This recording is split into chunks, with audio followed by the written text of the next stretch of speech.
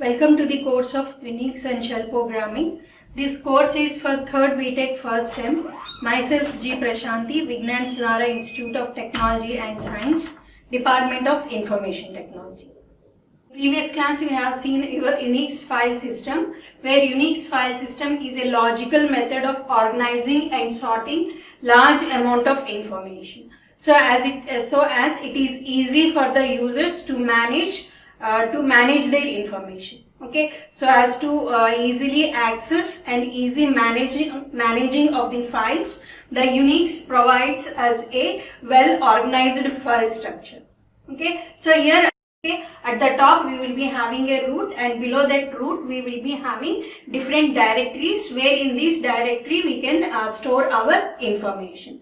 Okay, so already we have seen in previous class these directories. I am going to give a quick review of those directories. So at the top, already we have said, at the top we will be having a root. Okay, so this root is represented by this slash character, and it denotes the root of the file system tree. Okay, so below that root we will be having a directory called as the bin. Okay, so this is our bin directory. So below that root we are having the bin directory. So this bin stands for binaries, and it contains all the important utilities, and we can say that it contains the utilities of the shell. Okay, so utilities like ls, cat command, whatever the cd command, mkdir command, what are the different commands that we are having. So those commands are stored. Those commands are stored in the directory called as the bin. Okay, so the commands like ls, cat, copy command, okay, these commands are said to be the utilities. Okay, all these utilities are stored in the directory called as the bin directory. Okay, so the second directory we are having is the library directory. So library directory, okay, this is our lib, library directory. Okay, so this library contains system libraries. Okay, so system libraries and some critical files such as kernel modules, device drivers. Okay, so it will be containing libraries related to your kernel modules. For accessing your kernel, you require some library files. Okay, so those library files, similarly for device drivers also, you will be having certain files that are related to your libraries. Okay, so those will be stored in the directory called as the library. Library contains the system libraries. Okay, so library files that are related to systems, and similarly library files that are related to your kernel modules or device drivers, all those will be stored in the directory called as the lib. Okay. The next you are having is the etc directory. Okay. The next directory is the etc directory, where this etc directory consists of the configuration files. Okay, so it consists of configuration files, configurations like user related files. When it comes to user related files, like your password file. Okay, you are having a password file, where this password file consists of all the details of the user. So what is the login name of the user, what is the password of that user, and similarly when he logins, at which directory he has to place. Okay, so there will be some details that are related to each user. So those details of the users are stored in the file called as the PASSWT file. Okay, so this type of files are stored in the directory called as the etc. Okay, so etc consists of the configuration files like your user related files or some network related files. When you are going for networking, you require some configuration, all those configuration files. So similarly, whatever the booting files that we are having, all these files that are related to configuring the system. Okay, so those will be stored in the directory called as the etc. Okay, so the next directory is the dev, that is the device directory. Already we have said that in Unix, even your hardware components are also considered as the files. Okay, so like your keyboard, monitors, so printers, all those are considered as the files. Okay, so whatever the hardware components or whatever the hardware devices that you are having, so that devices are considered as files, okay, and they are stored in the directory called as the /dve. Okay, so if you are having like any USB devices, or if you are having CD-ROMs, if you are having like even hard disks, okay, so even hard disks, those hard disks are given the file name, okay, the hard disk will be given a logical file name, and that file name will be stored in the directory called as the device. Okay, for suppose if you are having 3 printers, okay, you will be giving like printer, for those 3 printers, you will be giving the file name like print0, like printer1, printer2. Okay, so with these names, file names are created for those 3 printers, okay, and those will be stored in the directory called as the DEV. Okay, so that is the device directory, contains all the device files. Okay, it contains all the device files, the logical name of all the hardware components. So that 3 printers, for those 3 printers, a logical name will be given. Okay, so and logical name will be given, that name is the file name, and that file names are stored in the directory called DEV. Okay, next one is your home directory. This is the default home directory for all the normal users login. Okay, so it is for the normal users login. Okay, so here for suppose who are the users. Okay, since Unix is a multi-user operating system, we will be having multiple users. So whenever the users log in, by default they will be placed in this home directory. Okay, so where in this home directory they can create their own directories, they can create their own files. Okay, like /home. So like Vasant. Okay, Vasant is one user. When he logs in, he will be placed in the home directory. There he will be creating a file name called as Vasant. Okay, so similarly Priya, Hema, different users. Okay, so all those users will be, all the users by default will be placed in this home directory, where they can create their own files, or they can create their own directories. Okay, so next one is your mount. Okay, it is used to mount temporary file systems. Temporary file systems in the sense that whenever you are having like removable devices like CD-ROMs, floppy disks, if you are having USB devices like pen drives, okay, so those removable disks are like temporary. Okay, so when you connect your CD-ROMs or floppy disks, so those will be mounted. Okay, that floppy disks, whatever the files that you are having in that floppy disk, whatever the files you are having in that CD-ROM, so those will be mounted in the directory called as the /mount. Okay, so these are said to be the temporary file system. Okay, such as your CD-ROM, floppy disk, these are your removable devices. When you plug those removable devices into your system, those devices, okay, so whatever the files that those devices will be having, those will be mounted into the directory called as the /mnt.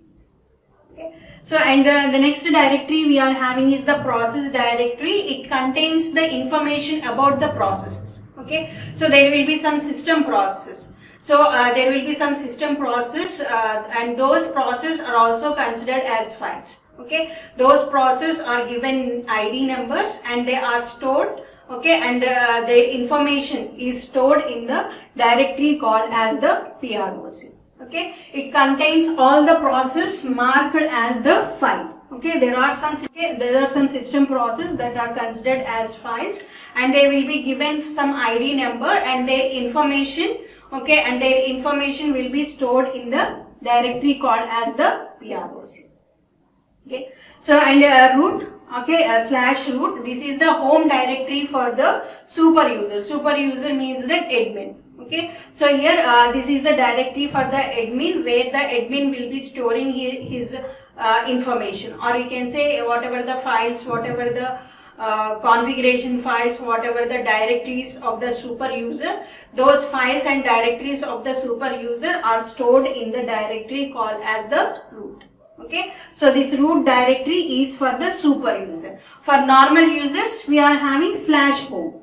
Okay, /home, this is the directory for the normal users. Okay, so this is the /root for the super administrator. When the super administrator logs in, he will be by default placed in this directory.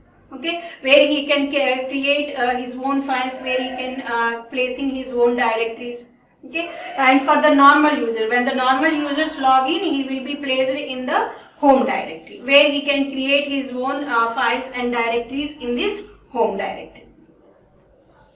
Okay, so and next one is the temp directory, where this temp directory is for the temporary files. Okay, if there are any files that are to be created temporarily, that files you can create in the directory called as the temp.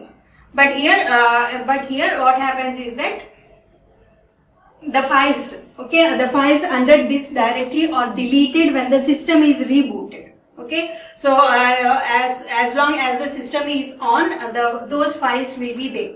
Okay, when the system is like shut down or when it is like rebooted. Okay, so in that case, those files will be deleted. Okay, so a temp directory, it stores only temporary files.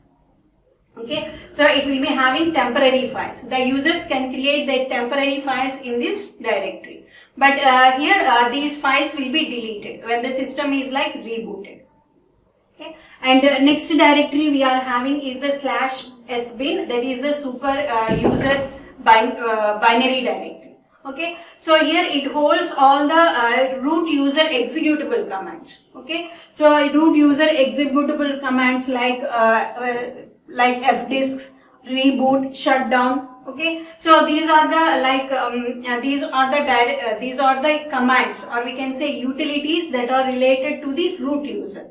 Okay, so all those utilities are placed in the directory called as the sbin. Okay, so where you have already seen another directory bin. Okay, so this is the directory where the normal utilities will be stored. Common utilities. Okay, what are the common utilities that you are having, like your ls command, move command, copy command. Okay, so all those common utilities are stored in the directory called as the /bin. Okay, whereas /sbin, all the utilities that are related to the root user, like formatting the disk. Okay, so fdisk is like formatting the disk. That disk formatting has to be done only by the super administrator. So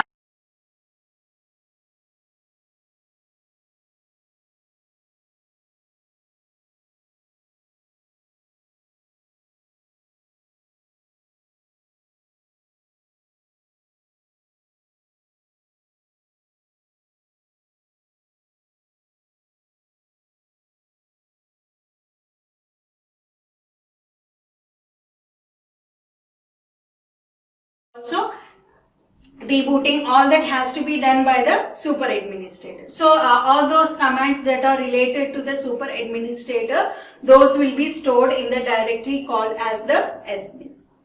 Okay, and next one is your /user. Okay, so this is the miscellaneous directory. Okay, it is for the miscellaneous purpose and it can be used by any users. Okay, any users can use it, including administrative commands. We can have administrator commands here. We can have shared files in this directory, and similarly we can have library files and any other files also. Okay, so that is your last directory /user. So in this directory, it is like a miscellaneous directory where you can store any type of files here. Okay, you can store library files, you can store some commands also. Okay, so you can have some utilities. If you want, you can have some utilities in this directory. Okay, so that is the miscellaneous directory. Okay, so these are the different directories that you are having in the Unix file structure. Okay, so next topic. So next topic in Unix programming is your file permissions. Okay, so next topic is file permissions. Okay, So as we know that Unix is a multi-user system where the same resources can be shared by different users. Okay, since it is a multi-user operating system, like if you are having like any files, those files can be shared by many users. Okay, so here all permissions in the Unix are based on restricting access to specific files. Okay, so here what is permissions in Unix? So permissions in Unix are for restricting the accessing of the files. Okay, so if there are any important files, if you are having any confidential files. Okay, so since it is a multi-user operating system, so multiple users will be logging in. So any users can come and they can access that file. Okay, so as to restrict that accessing of that file, as to restrict the multi-users from accessing the file, we are having the concept of permissions. Okay, where we will be giving permissions to the files. Okay, who are the users that are having the permissions, they can only access the file. If the users are not having any permissions, then they are not allowed to access the file. Okay, so that is the permissions. Permissions are for the restricting. It is for restricting the access to specific files. Specific files in the sense that there will be some files, or we can say folders, or we can say directories. Okay, so there will be some files or directories that are confidential. Okay, that can be accessed by only some group of people. Okay, that can be accessed by only a small group of users. Okay, so in that case the users are given the permissions. Okay, users who are having the permission can access the files or directories. Those who are not having the permissions, they are denied from accessing the files and directories. Okay, so here whatever the file we are having, so each file is associated with a set of identifiers. Okay, here we are having a set of identifiers that are used to determine who can access the file. Okay, so here we are given with a set of identifiers, and these identifiers are used to determine who can access the file. So you are having two identifiers, user ID and group ID. Okay, so where user ID specifies the users that owns in the sense that these users are the owner of the file. Okay, owner in the sense these are the users who are creating the file. Okay, so he is nothing but the creator of the file.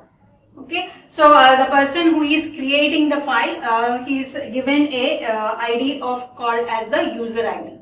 Okay, and similarly we are having a group ID. This specifies the user group. Okay, so these are nothing but a set of users. User group means that it is nothing but a set of users that are formed as a group. Okay, and they can access that file. Okay, so these are the set of users. Okay, these are the set of users that are formed as a group, and these group members. Okay, so who are the users that are belonging to this group, they can access that file. Okay, so user ID means he is the owner of the file, and similarly the users also called as the group. Okay, so who are the users belonging to that group, they can access that file. So, and similarly we are having three types of users here. Okay, so here every file and directory on Unix system is assigned with three types of owners, or we can say three types of users. Okay, so the first one is a user, or we can say as owner of the file. Okay, so already we have said he is the person who is creating the file. Okay, so he is the person who created a file. Okay, so by default that person is said to be like owner of the file. Okay, so he becomes the owner, the creator of that file becomes the owner of the file. So a user is also sometimes called as the owner. Okay, so user is nothing but the owner of the file. He is the person who has created the file. And next category of user we are having is the group. Okay, so here the group can contain multiple users. A group will be having the multiple users. Okay, so and the users belonging to this group can access the file. Okay, all the users that are belonging to this group will have access permissions to the file. Okay, suppose if there is any project, okay, suppose there is a project where a number of people requires to access the file. Okay, so instead of manually assigning permissions to each user, you could add all users to a group and assign group permission to the file.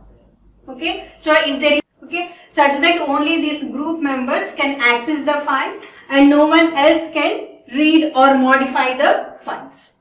Okay, so that is about the group, where the group can contain the multiple users. Okay, and these multiple users will be having the access permissions to this file, and all the users in the group will be given the same access permissions. Okay, and similarly we are having others. Okay, so any other user who has access to a file. Okay, so apart from the owner and apart from the group, what we are having is the others. Okay, so this person is neither created the file, that means that he is not the owner of the file, nor he belongs to the user group who could own the file. Okay, so others is a person who is not a creator of the file, or he is not a person that he is not a person who is belonging. Okay, so who is belonging to the group. Okay, so he is not belonging to the group, so he is not also the creator of the file, then he is called the others. Okay, so here okay, for others also you can set the permission. Okay, for others we will be setting the permission, and it is also referred as set of permissions for the world. Okay, so a person who is not a creator of the file and he also does not belong to the group, then that person is said to be the others. Okay, so actually others are also referred as the world, or we can say universe. Okay, so he is said to be the universe. Okay, and similarly as we are having three permissions. Okay, so every file and directory in your Unix system has the following three permissions. Okay, three permissions defined on the three owners. Okay, defined on the three owners in the sense whatever the owners you are having. Okay, or we can say user, group, others. Okay, so permissions, three permissions are defined based on these three users. Okay, based on these three users, three types of permissions are defined. So the first permission is the read permission. So this permissions gives you the authority to open and read a file. Okay, so if it is a file, so suppose if it is a file and if that file is having the read permission, okay, then that means that that read permission gives you the authority to open the file and to read the contents of the file. Okay, so if it is a directory, okay, if it is a directory, okay, so then the read permissions gives you the ability to list its contents. Okay, that means by using the ls command, okay, so you can read the contents of the directory. Okay, or we can say you can list the contents of the directory if you are having the read permission for the directory. Okay, so next one is the write permission, where the write permission gives you the authority to modify the contents of the file.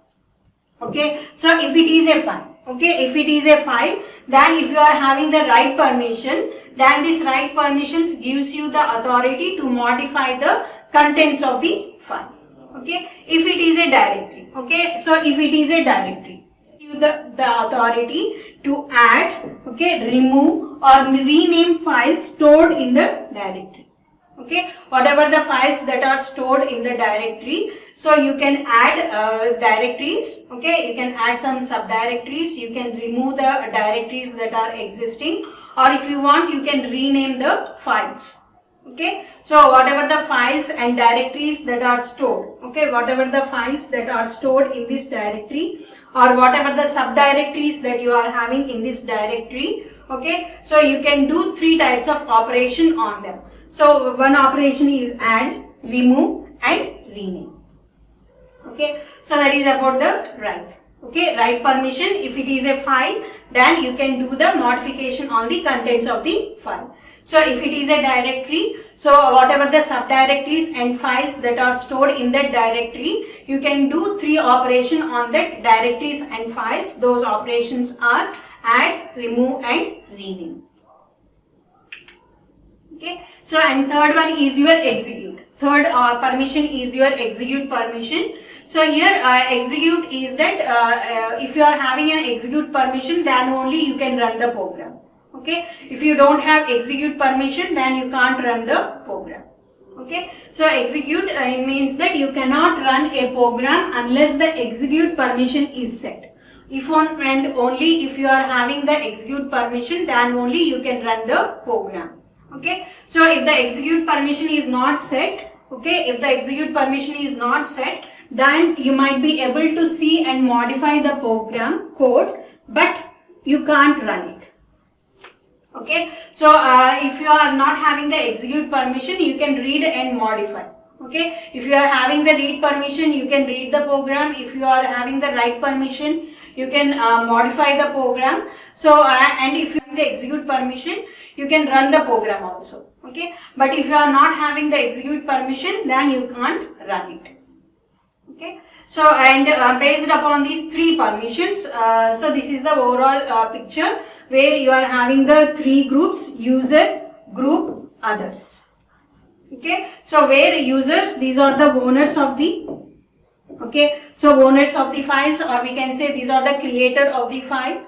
Okay, and group are nothing but a multiple users. These multiple users are grouped into okay, the multiple users are grouped and they are given the same permissions to access the file. Okay, so every user in that group will be having the same access permissions. Okay, and others are nothing but the world, or we can say others are the world, or we can say others is the universe. Okay, so the user who is not a creator of the file, the user who does not belong to a group, then he is said to be the others. Okay, so others are also said to be like world or universe. Okay, so here each user is given 3 permissions. Okay, read, write, execute permission. Okay, so group is also given read, write, execute permission, and others are also given the read, write, execute permissions. Okay, so this is like a long list option. Okay, when you say ls space minus l command. Okay, when you say ls space minus l command, okay, so it will be giving a long listing. You can have the entire information about that particular file. Okay, information like what is the permissions of that file. Okay, who is the owner of the file, who is the group of that file, what is the size of the file, when the file has been last modified, and finally what is its file name. Okay, so there is the minus l command where here see. So they are the first character here, it represents the what is the type of the file. Okay, if it is a block file, it is represented by B. If it is a directory file, then it is represented by D. So simply, since here it is a simple hyphen, that means that it is an ordinary file. Okay, so and following that we will be having read, write, execute. These 3, read, write, execute. Okay, so these 3 are for the owners. Okay, so it is for the owners. The next 3 are for the group, and the next 3 are for the others. Owners, read, write, execute permission. Group, read, write, execute permission. Others, read, write, execute permission. Okay, and then we will be having who is the owner of the file and who is the group of the file, and this represents the links. So link related to that normal file. Okay, what are the links, number of links. Okay, so this shows the number of links that are created to that particular file. Okay, and this is the size of the file. Okay, what is the size of the file? And this represents the date and time when the file has been last modified, and this is your file name. Okay, so similarly ls space minus la. Okay, this a represents the hidden files. Okay, even if you are having the hidden files, if you want to know those hidden files, then you have to say minus la. So here this dot and double dot. This dot, this represents it is a current directory. If you are having 2 dots, that means that it is a parent directory. Okay, apart from the directories and normal files, if you want to see the hidden files, then you have to say -LA. Okay, so where here these are said, these two are the hidden files. Dot is the current directory, 2 dots is the parent directory. And as you know this, these are also dot, these are hidden files. Okay, so and these are the directories that you are having, and these are the normal files. Okay, so these are the directories. Since the first character here represents the, that means that these are the directories. And since here you are having empty hyphen, that means that it is a normal file. Okay, and these, since here the first character is starting with dot, that means that they are the hidden files. Okay, and this first dot represents that it is a current directory, and these 2 dots represents that it is a parent directory. Okay, so if you want to view those current parent directory and hidden files, then you have to use the A option along with the -A. So that is about the file.